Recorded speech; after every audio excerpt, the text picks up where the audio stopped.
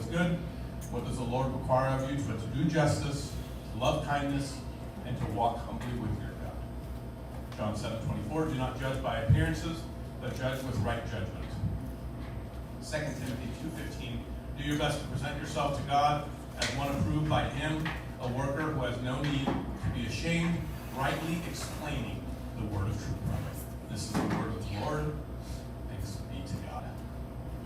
Let me catch you up and fill in some gaps. We're going through chapter 7. We're going through chapter 7 a little quicker, as I explained, because not all the stories need to be really focused on.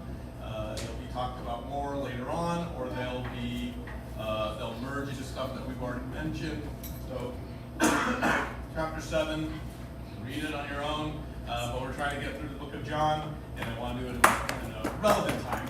But important parts that we need to point out, so we'll do that today, and I'll point it out as well, especially until we get to chapter 8. So here's what we discussed last week. People were trying to kill Jesus, so he's avoiding crowds. He is doing his own thing. He is believing what God is telling him to do, so he's on his own timing. His brothers tell him, hey, go reveal yourself. Go to the festival. There's a huge festival going on. Go do it. Jesus says, nope, I'm not. I will not do that. That's not on my list of things to do right now, because he does not believe it's his time. And so that timing piece comes up again. And we learned that Jesus last week we learned that Jesus will be hated for exposing evil. That's kind of the goal. And ultimately, that's what Christians, us, will also be hated for. So we'll get into that more in John chapter 15 and 16. Jesus will bring that back. So he tells his brothers, nope, not going to the festival, but ends up going discreetly. And so we see that in the way that he goes and starts teaching at a temple in Israel, in Jerusalem. And a large crowd is attracted, obviously. Everyone's amazed at what he's saying. Very similarly to the previous times he's speaking, it splits the crowd. Part of them want to believe this guy. The other part are confused. They are against him to a certain degree, or they're kind of stuck in the middle. They don't know what to think. Well, he turns that all on them, and he starts to be speaking about something very specific. He brings up a previous event that took place, coming up soon. But the argument he has is if anyone does the will of God, they will know what Jesus is and be completely agreed upon what he's saying. It's a very similar message to us now, especially those who teach the Bible. We are teaching, what we're teaching is not of our own thought, it's not of our own consideration. Right? When I put my dissertation together, I had to have a conclusion of what I got from all the research and everything I did, and I sat in front of fellow PsyDs and PhDs and needed to defend my work. It's called the defense. It's the one thing, it's the final thing that I have to do. And here's what I came up with. Here are the questions. Here's what I was researching. Here's the answers I got. Here's the conclusions I took out of those answers.